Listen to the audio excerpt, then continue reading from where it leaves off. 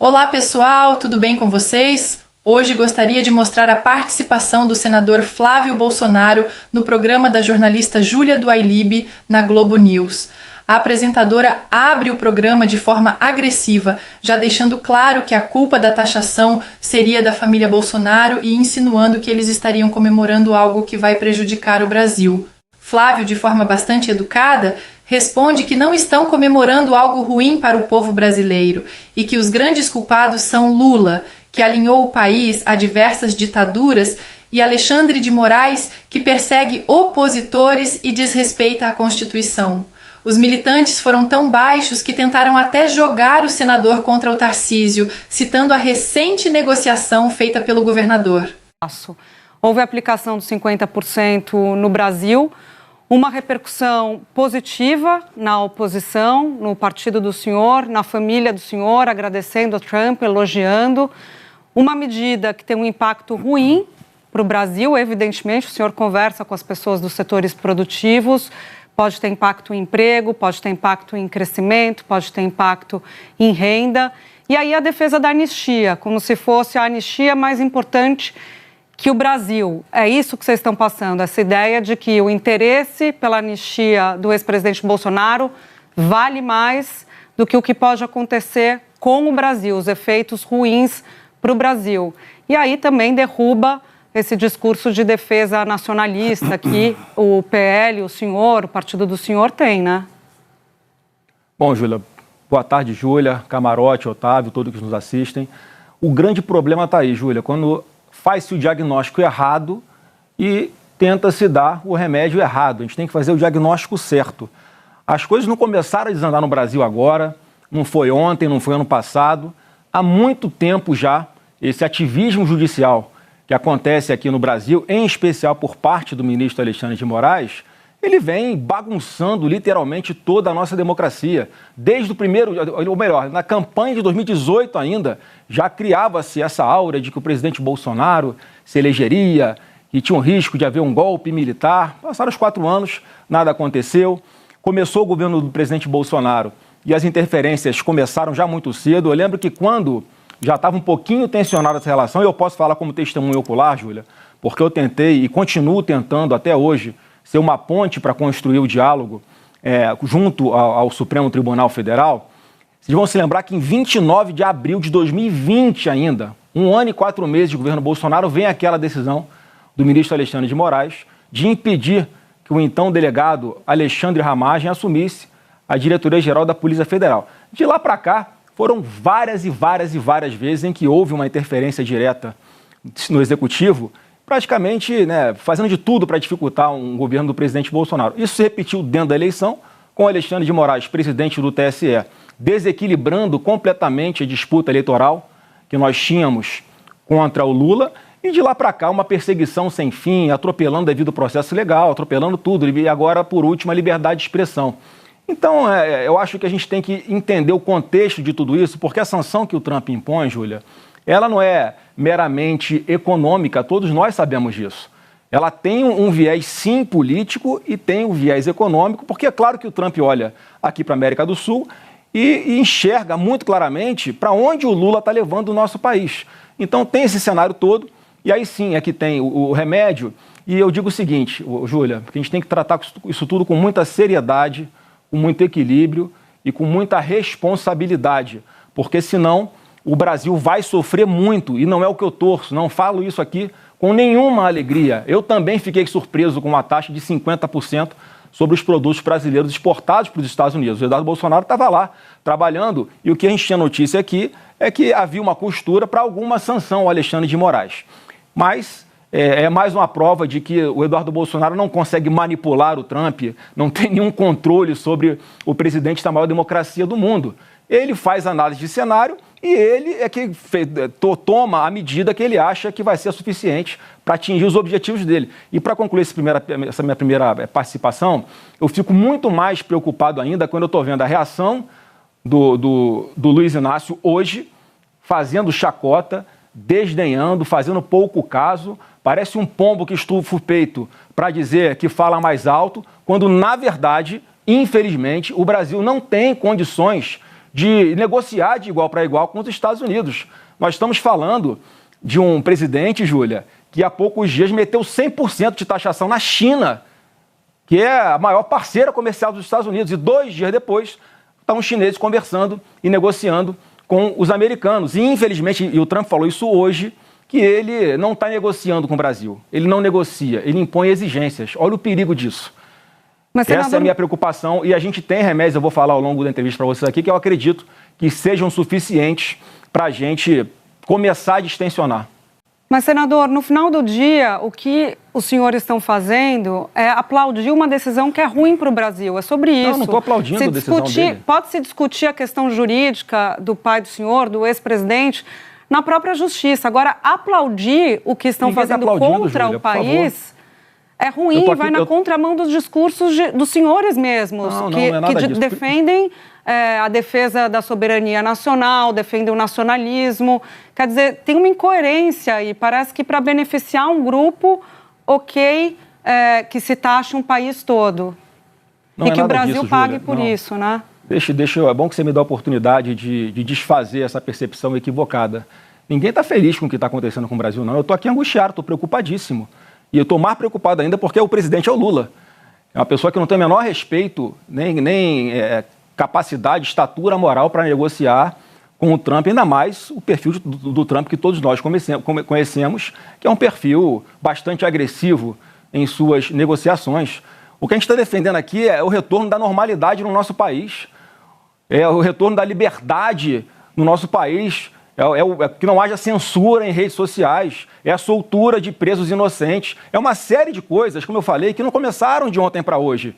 Há muito tempo, Júlia, que o Alexandre de Moraes vem atropelando todos os direitos e garantias constitucionais dos brasileiros, dos advogados, inclusive dos seus pares. Ele atrai o Supremo Tribunal Federal inteiro para um buraco negro que não era para estar o Supremo todo. Mas como a maioria está dando suporte para ele fazer o que está fazendo, você é testemunha, Júlia. Eu já te dei entrevista falando isso. As pessoas que estão me assistindo sabem como é que eu venho alertando isso há bastante tempo. Eu dei uma entrevista ano passado ainda, em que eu falava que a minha preocupação era que chegasse um momento em que o Brasil fosse tratado como foi a Venezuela, no governo Biden ainda. Porque lá não houve eleições limpas, porque o Maduro tirou a Maria Corina Machado na mão grande da disputa presidencial. Lá naquela época, o acordo que foi feito para que o Biden não sancionasse as empresas de petróleo venezuelanas foi que houvesse eleições limpas. Ele não fez o voto impresso, goste ou não da palavra, o voto impresso garantiu que o mundo inteiro soubesse que lá houve fraude nas eleições. Eles estão sendo sancionados até hoje. A sanção começou no governo do Biden. E eu falei isso lá atrás. E chegou a hora aqui no Brasil, e nós temos pouco tempo para conseguir, nós aqui, darmos uma solução antes que chegue o dia 1º de agosto. Porque o Trump, eu não vejo nenhuma dificuldade, Júlia, de o Trump passar essa taxação de 50 para 100 para 200 ou para zerar. Ou para botar 200 mais a lei Magnitsky, que vai punir pessoas individualmente aqui no Brasil, senador, que na cabeça dele possam estar tentando contra a democracia no nosso país. O senhor não acredita que negociação vai resolver, pelo que o senhor está dizendo.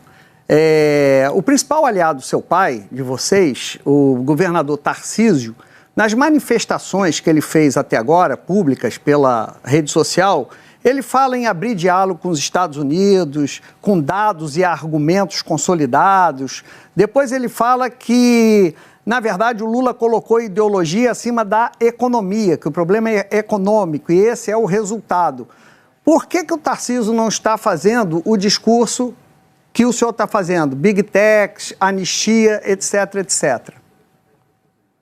Olha, Otávio, tem que perguntar para ele. Eu vi hoje que ele fez um movimento de conversar com o encarregado de negócios dos Estados Unidos. Eu não sei o que é que ele tratou lá. Agora, eu estou dando uma entrevista aqui. Obviamente, talvez eu esteja um pouquinho mais atualizado do que o Tarcísio no que está acontecendo e tenho uma leitura, ou tento ter uma leitura um pouco melhor do que está passando na cabeça do presidente dos Estados Unidos. Ou seja, Tarcísio estaria desatualizado ou errado? Não, o Tarcísio está no papel dele de como governador do maior estado do Brasil, maior PIB do Brasil, tentar alguma coisa em defesa das empresas do seu estado, que obviamente é o maior exportador, o estado que mais exporta produtos para os Estados Unidos é São Paulo, ele está na obrigação dele, inclusive, fazer isso. Mas ele não fala em anistia. A negociação dele vai resolver? Eu não sei se vai resolver. Eu acredito que nessa linha, né, tem pouca chance de resolver. E qual que é a minha grande preocupação, qual é o grande problema que eu vejo nisso tudo? Que o Brasil, no fim das contas, não vai ter condições de negociar. É o que o Otávio estava me perguntando, Otávio. Mas aí o senhor está justificando, Estou justificando, mas é a realidade. A gente tem que encarar a realidade, Camargo, do jeito que ela é. A interferência de um outro país num poder aqui do país com retaliação. Eu estou encarando a realidade, Camarote. A realidade hoje é a seguinte, isso me preocupa demais. A realidade hoje é a seguinte, o Brasil vai sentar como para negociar com alguém que está disposto a fazer qualquer coisa e que ele não tem preocupação de sanções por parte do Brasil, porque não vai afetar o país dele. Essa é a minha preocupação. Hoje nós estamos vivendo o dia do luto. Mais uma vez, a gente está aqui angustiado, sofrendo, preocupado, tomamos um remédio muito forte, que era contra a nossa vontade, mas daqui a algum tempo esse efeito vai passar e a gente consegue resolver antes, pelo menos, de 1º de agosto, quando entram em vigor essas sanções de 50% de taxas sobre os produtos brasileiros, com essa anistia aprovada rapidamente no Congresso, já que eu sei que tem votos lá para aprovar, ela não é pautada por causa de ameaças de ministro do Supremo. A gente não pode fingir que a nossa democracia está normal. Então não é, Júlia, respondendo a sua pergunta inicial também. Então vocês estão defendendo, vocês estão aceitando o Brasil se sucumbir à ameaça que Trump está fazendo ao país. Esse é o ponto, Júlia. Assim, se derem anistia, tudo bem. Então, a gente tira os 50% de taxação. No final do dia, o discurso dos senhores, e eu quero ouvi-lo sobre isso, é de ok o Brasil aceitar a chantagem, ok a gente aceitar a interferência no Poder Judiciário, ok o Brasil perder emprego e parar de exportar, se a gente tiver o que a gente quer, que é a anistia. Quer dizer, de novo, a gente volta para a mesma discussão. É a defesa de um interesse de um grupo político em troca do interesse maior do Brasil. Ô, Júlia, eu vou tentar ser mais claro. Você sabe o que é um contrato de adesão? Contrato de adesão é aquele que você, quando vai comprar uma linha de telefone celular, você assina lá com a operadora. Você pode discutir alguma cláusula daquela que está ali? Não pode. Ou você adere àquele contrato, ou você assina, ou você não assina, você vai buscar, né, ou vai falar no orelhão. E, mais uma vez, não é o que eu torço, não é o que eu defendo, não estou justificando, eu estou falando como é que vai ser a realidade. Ou o Trump falou hoje isso, e a gente tem que entender qual é a correlação de forças. Por causa dessa postura do Lula hoje, de querer peitar os Estados Unidos, de querer ameaçar, de querer falar que vai taxar de volta os produtos, olha a insanidade do que esse cara está falando. Parece que ele quer tocar fogo no Brasil de uma vez. Mas a democracia brasileira não é um contrato de adesão, mas eu tô senador. Falando, Júlia, mas o problema, mais uma vez, pelo amor de Deus, não é o que eu acho, não é o que você acha, não é o que seria o ideal, não é o que é justo. É o que é. A todos que chegaram até aqui, muito obrigada pela confiança. Eu fico impressionada com a falta de ética e caráter dos militantes da Globo. Eles não têm a menor vergonha de replicar o discurso que o governo Lula vem adotando, de falso nacionalismo e de tentar culpar a família Bolsonaro por essa taxação. Desde o começo, ficou bem claro que Eduardo estava nos Estados Unidos lutando por uma sanção ao ministro Alexandre de Moraes e não por taxas ao Brasil, como os militantes da Globo tentaram fazer parecer, seguindo a cartilha do governo. O que vocês acham, pessoal? O tarifaço do Trump dará resultado? Ou os ministros vão dobrar a aposta e perseguir ainda mais a família Bolsonaro e seus aliados? Comentem aí que responderei o máximo de comentários que eu conseguir. Até o próximo vídeo e que Deus abençoe a todos nós.